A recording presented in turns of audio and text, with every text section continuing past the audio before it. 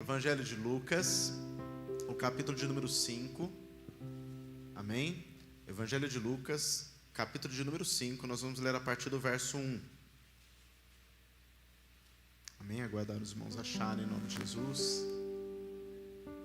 Como eu gosto de ouvir esse barulhinho das páginas virando, amados. Como fez falta isso, viu?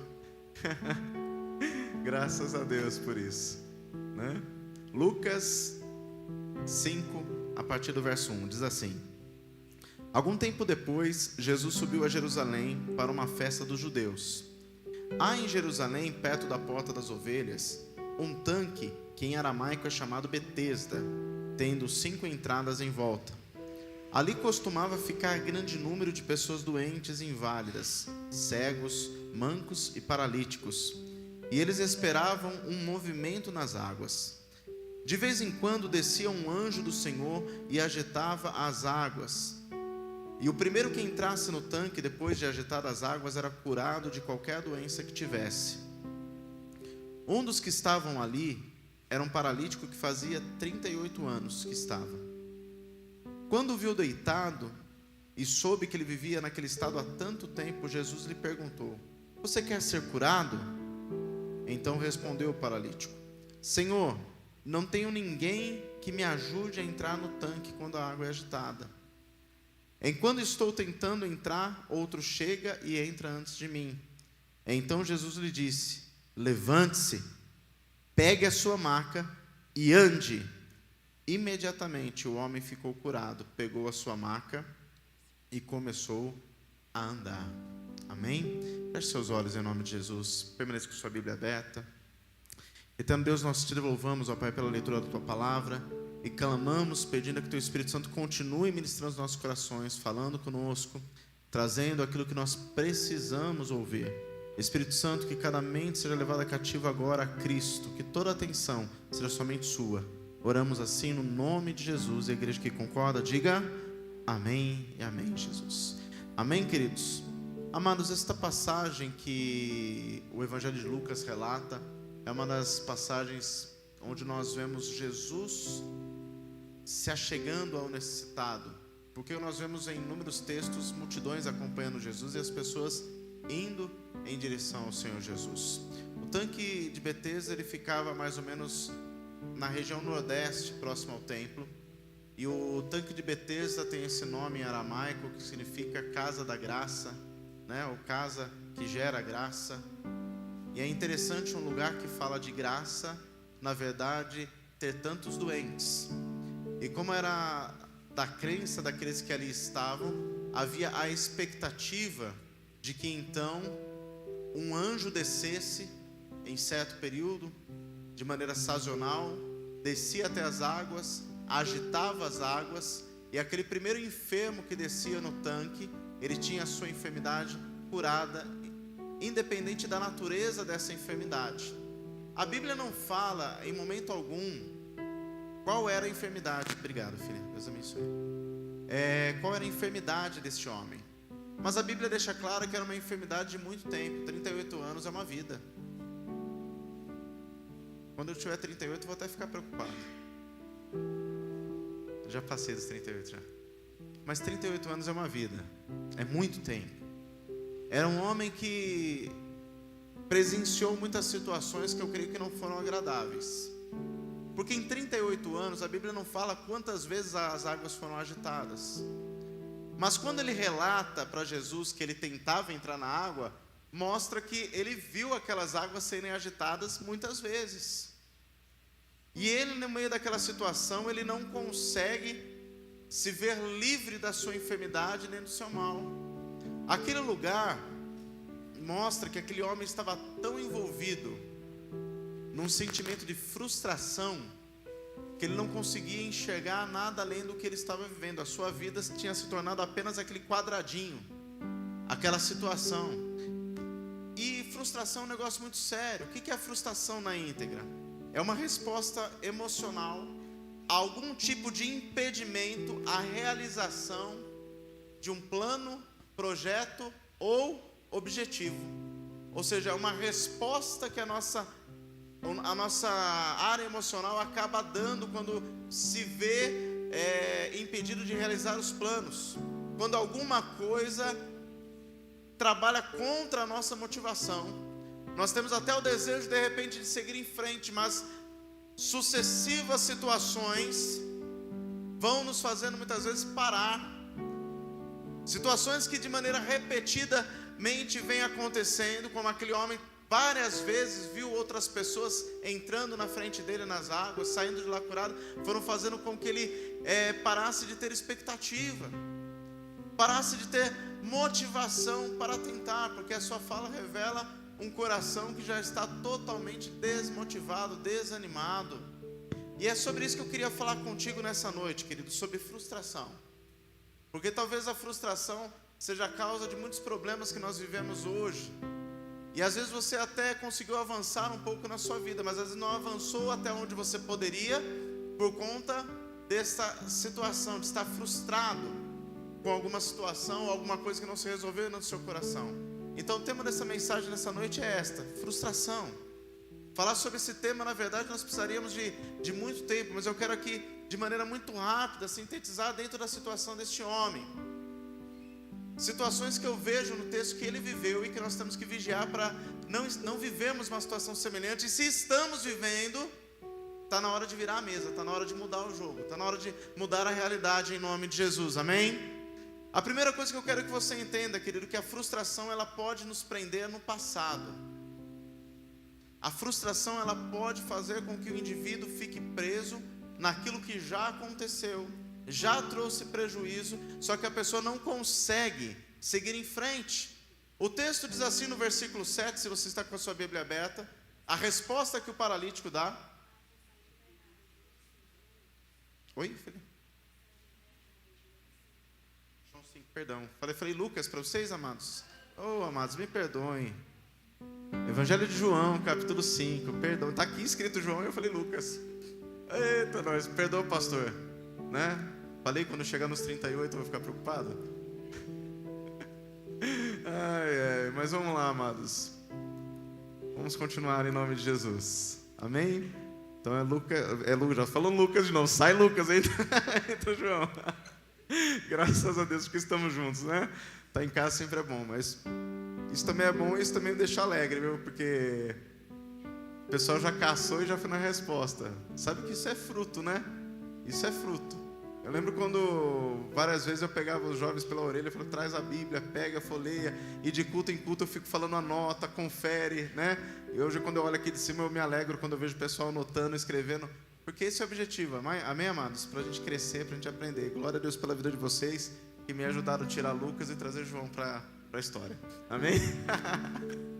Mas vamos lá então, queridos, sobre o tanque de Betesda que nós estávamos falando, sobre este homem.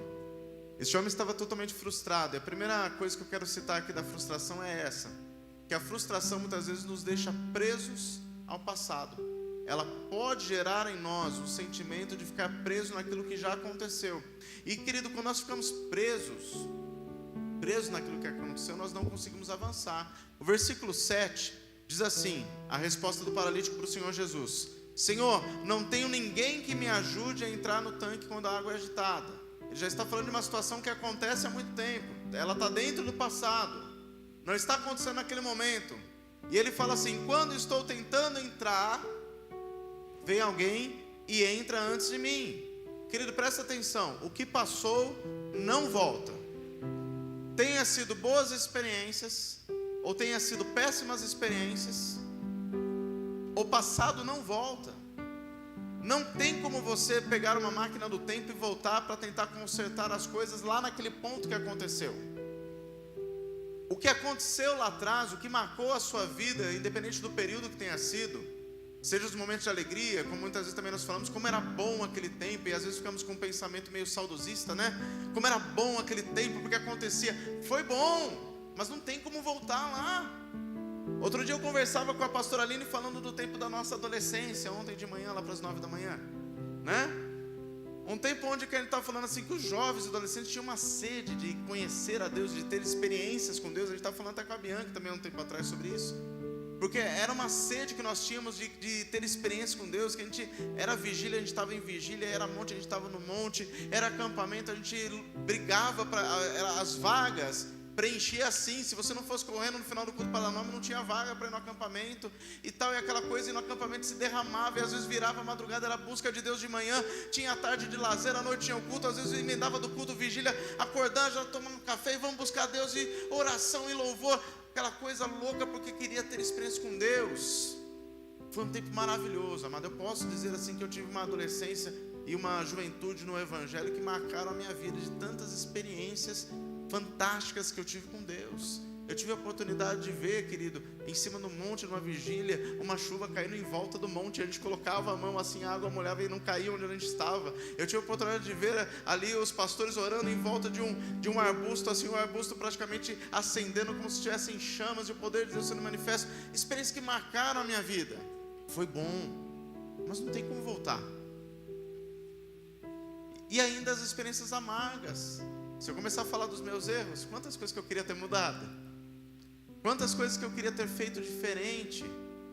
Eu me lembro que minha pastora uma vez chegou para mim e para a pastora Aline, a gente tinha acabado de casar, estava com um mês de casamento, e ela falou assim, ó, eu quero que vocês liderem os novos casados. E eu não me senti capaz, e eu falei não para minha pastora.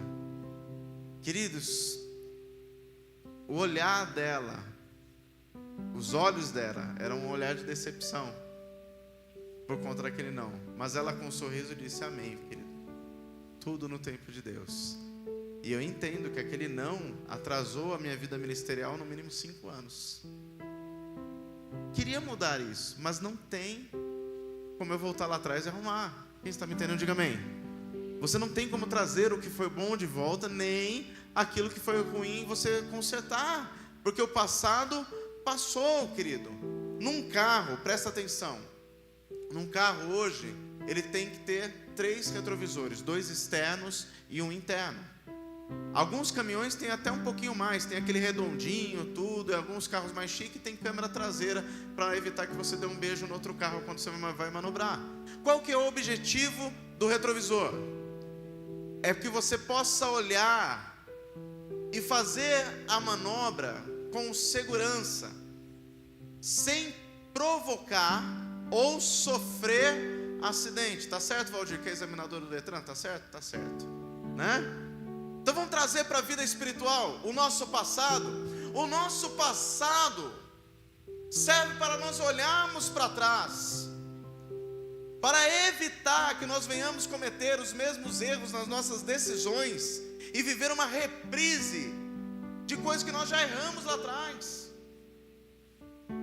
E evitar que, porventura, as nossas decisões sejam tão ruins que aquilo que nós sofremos sozinhos, hoje, de repente, a gente pode fazer outras pessoas sofrerem juntos. E aquilo que foi bom, lembrar, glorificar a Deus por aquilo que passou, que trouxe aprendizado. Mas o olhar para trás, querido, deve ser esse. Deve ser no sentido, querido, de evitar prejuízos. Deve ser no sentido de evitar novos erros ou erros velhos em momentos novos. Nós não precisamos viver isso. Por isso que nós não podemos ficar presos no passado, porque ficar preso no passado pode te tornar uma pessoa amarga. Uma pessoa que vive presa no passado, ela fica amargurada, ela não se abre para aquilo que Deus tem de novo, ela fica vivendo aquela situação e revivendo. Você já ouviu a expressão, fulano tem ressentimento do fulano? Você já ouviu essa expressão?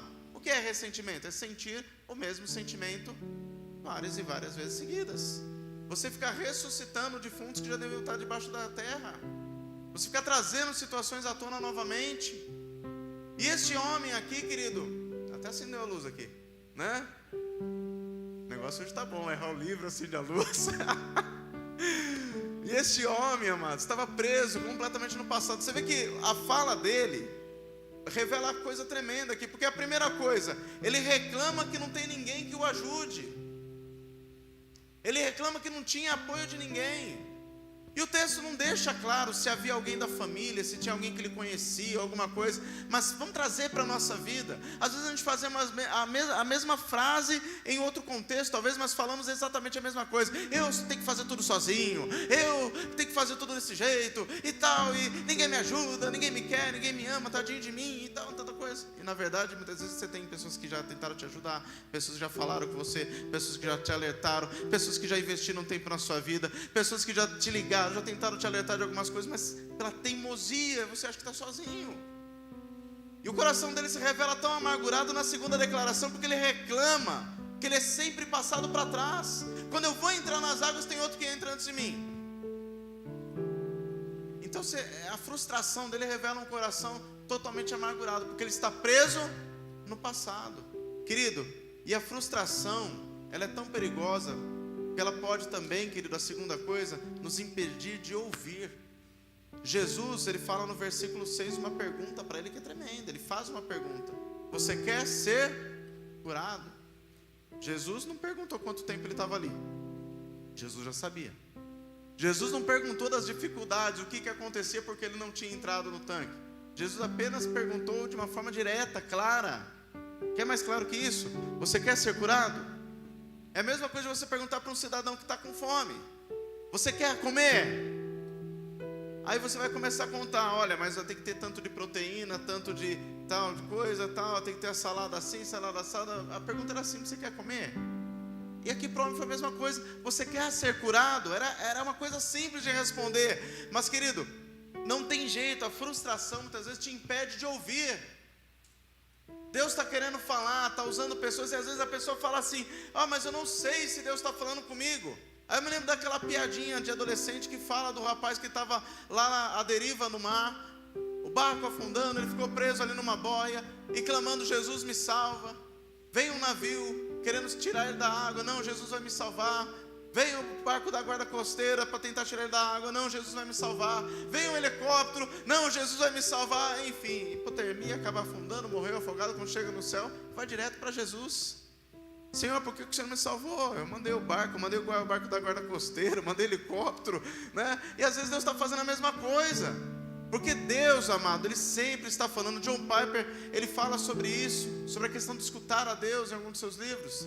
Marcos Lucado, ele fala uma frase que é interessante, que ele fala assim: não é que Deus não fale, é que nós não paramos para ouvir. E isso é verdadeiro. Nós muitas vezes não queremos ouvir, porque nós queremos ouvir primeiro o que a gente quer ouvir, algo que concorde com a gente. Então quando vem algo que é meio contrário àquilo que a gente quer ouvir, a gente já não quer dar ouvidos. A gente não quer ouvir porque a gente também quer escolher a fonte de quem fala. E de repente Deus vai mandar uma pessoa que fala crário, sossegádio e tal. Aquela pessoa talvez que você menos gosta, e aquela pessoa que você nem convive, ou aquela pessoa que vai olhar para a tua cara e vai abrir aquele sorriso faltando 30 dentes e vai falar com você com uma pessoa assim. Acontece. Eu me lembro até hoje, uma vez eu estava no trabalho, ainda anos atrás, estava lá falando com Deus uma coisa, e de repente entrou uma senhora, né, cabelinho branco, coquinho, tal, aquele jeitinho meio curvado assim. Aquela mulher chegou perto de mim, apontou o dedo com uma autoridade, começou a falar. Eu lembro que comecei a chorar ali naquele lugar. Na hora que eu levantei a cabeça: cadê a mulher? Não sei de onde veio, não sei para onde foi, né? Aos meus olhos eu nunca daria crédito para ela, mas Deus a usou para falar comigo. Presta atenção, amados. Um Deus que usa uma mula para falar com balão. Um Deus que faz corvo virar garçom para servir Elias. Um Deus que faz o impossível. Deus pode usar a quem Ele quiser para falar contigo, até mesmo barbudo. Amém? Então, ou seja, a gente tem que parar muitas vezes para ouvir. E Jesus estava falando com esse homem, mas ele estava tão preso nas frustrações. A frustração que ele tinha no coração estava tão enraizada que ele não ouviu que ele estava tendo ali um momento ímpar na vida dele, de ser curado. Ele preferiu se apegar nas frustrações e se esqueceu de ouvir o que estava acontecendo com ele naquele momento. E amados, isso é algo que nós devemos refletir, porque se Deus está falando conosco e repetidamente Ele vai falando e usando pessoas, usando vidas e palavras e ministrações, nós temos que parar e começar a refletir, porque às vezes Deus está gerando oportunidades, querido. E a terceira coisa é esta: a frustração, ela pode nos fazer perder as oportunidades. Ela pode fazer com que você perca as oportunidades que Deus está gerando. No versículo 8, começa o texto dizendo assim: então Jesus lhe disse. Presta atenção, amados. 38 anos, esperando a oportunidade de descer as águas. 38 anos esperando sair daquele lugar. 38 anos tendo a frustração de ver outras pessoas que chegaram depois dele saindo primeiro que ele. 38 anos vendo pessoas entrando nas águas sendo curadas e saindo de lá. 38 anos, querido, dia após dia, sol a sol, noite a noite, vendo aquela situação repetida. Querido, presta atenção. Não era um anjo que estava descendo ali para agitar as águas. Era o próprio Senhor, querido. E às vezes a gente não se atenta, porque a gente fica esperando o santo, o fulano, o ciclano para resolver. E Deus vai gerando outras oportunidades. Às vezes você tem planos, querido, que você queria que desse certo. Às vezes você tem sonhos que você planejou tudo redondinho. Você se mostrar, você tem até o planejamento até no papel. Fazer isso dessa forma, tudo tal, mas não está dando certo, e você está insistindo, e já passou um ano, e você está insistindo, e passou 2 anos, você está insistindo, porque tem coisas, querido, que tem relação com perseverança, que é continuidade, mas tem coisas que a gente tem que parar e analisar, senão está entrando no tempo da teimosia. Não, pastor, eu estou sendo perseverante nesse propósito. Será que esse propósito está alinhado com aquilo que Deus tem para você? Ou será que isso é uma coisa que você quer e não abre mão? Porque esse homem estava preso numa situação assim, ele queria entrar nas águas, mas o Senhor das águas estava ali. Ele queria viver a cura e o Senhor da cura estava ali. E ele não estava percebendo, querido. Jesus, ele então libera uma palavra de autoridade sobre aquele homem. Não para curá-lo apenas do corpo. Porque, querido, uma coisa, entenda isso de maneira muito clara. A cura do corpo é uma bênção? Sim. Mas se não houver restauração da alma, de nada adianta. O propósito do Evangelho é salvação, não é cura. A cura é um plus, é uma consequência da graça. É aquilo que Deus derrama por misericórdia sobre cada um de nós. Mas o propósito do Evangelho é salvação. E Jesus, naquele momento, a palavra pode dizer assim, Jesus curou aquele homem, foi de maneira instantânea, sim. Mas a principal coisa que aconteceu com aquele homem foi a libertação da sua frustração, a libertação da sua condição de miséria, a libertação da sua situação de um homem aprisionado pelo mal, que não era do seu corpo, mas sim da sua alma. E aí Jesus libera essa palavra mostrando que tem como se libertar das frustrações. Jesus fala 3 coisas no versículo de número 8. Ele fala primeiramente, levanta-te. Significa saia dessa inércia. Acorde para aquilo que Deus tem para você, querido. Presta atenção. Você já passou por lutas? Ou está passando por lutas? Sim ou não? Você já teve decepções? Ou você está vivendo um dia que você está falando hoje, eu estou decepcionado hoje, pastor? Você já teve frustrações ou ainda guarda frustrações com alguma coisa? Presta atenção, olha para mim. Lutas, decepções, frustrações são eventos, não são você. Você não é a decepção, você não é a frustração, você não é o fracasso. Tudo isso é evento, são coisas que acontecem e nós não podemos ficar presos a ela. Eu me decepcionei, amém, vou aprender a lição que eu tenho que aprender com isso aqui, vou pedir para Deus curar meu coração de qualquer sentimento, vou levantar e vou seguir em frente, vou caminhar. Eu me decepcionei, eu fiquei frustrado, eu fracassei. Eu vou levantar, vou tentar fazer de outra forma, buscar em Deus uma direção. Mas eu não posso ficar parado, eu não posso ficar inerte, pensando que o mundo acabou por conta disso. Pelo contrário, eu tenho que se mexer. Jesus dá ordem, levanta-te. A segunda coisa que ele fala, pegue a sua maca. Algumas versões estão, pegue a sua cama. Algumas versões mais contemporâneas, pegue a sua esteira, ou enrole a sua esteira, como seria numa tradução direta. Querido, presta atenção, querido, porque Jesus está falando para ele assim, ó, pegue disso aqui, de toda essa situação, apenas aquilo que é útil. Você não tem que levar agora daqui para frente aquilo que você se sentiu frustrado, as marcas. Não, pega aquilo que é útil, aquilo que está falando no retrovisor. Você só tem que pegar do passado aquilo que é útil para você aprender e não errar mais. Aquilo que pode te motivar a caminhar para frente, a seguir em frente. E ele deixa claro que ele só aproveite aquilo que é bom. A única coisa que ele tinha que levar dali era a sua marca, porque era algo que pertencia a ele, mais nada. E a última coisa que Jesus fala aqui, querido, e ande, que deixa claro, é hora de seguir em frente. O interessante é que essa palavra ande aqui é a mesma palavra grega que é usada também no texto de Lucas 19. Por isso que eu estou com Lucas na cabeça. Quando fala da menina, levanta-te menina, e ela levantou-se e andou, é a mesma palavra.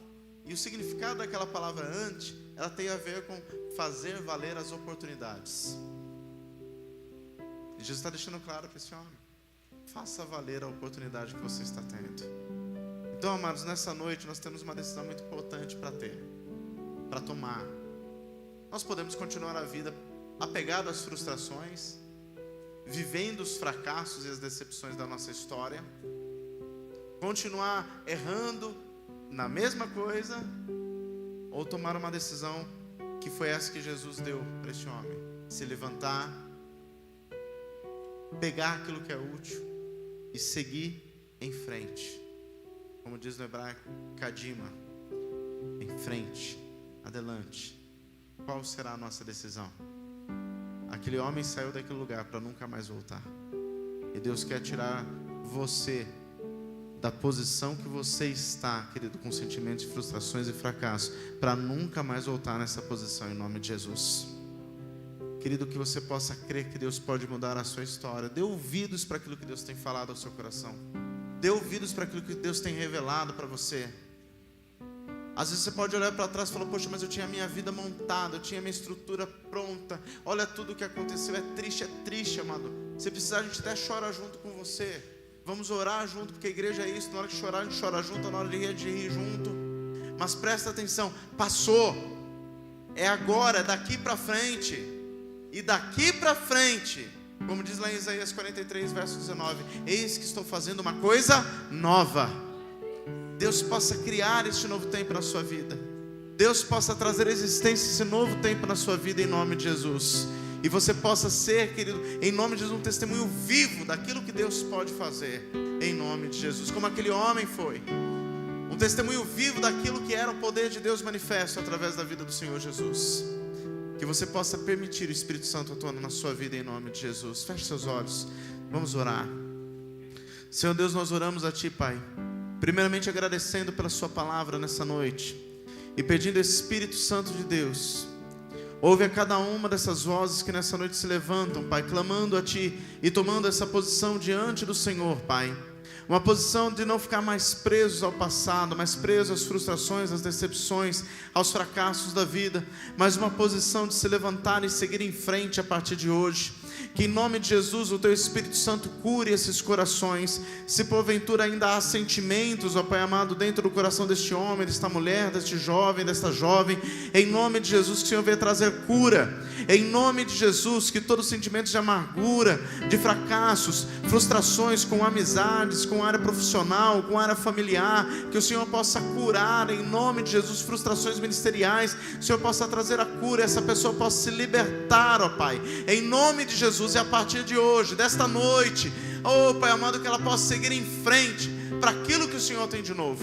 Em nome de Jesus, ela possa sair da inércia, ela possa, em nome de Jesus, apenas guardar aquilo que é útil para crescimento e amadurecimento, e ela possa seguir em frente para que o Teu nome seja glorificado. Amado Deus, nós abençoamos a cada uma dessas vidas, abençoamos, Pai amado, a cada uma dessas vidas que está clamando a Ti, que está clamando pelo Seu cuidado, que está clamando pelo Teu socorro. Que a Sua mão, Pai, seja sobre todos estes que creem. Oramos assim no nome de Jesus, e aquele que crê e concorda, diga amém e amém. Jesus, ainda com seus olhos fechados, ore comigo aqui em intercessão.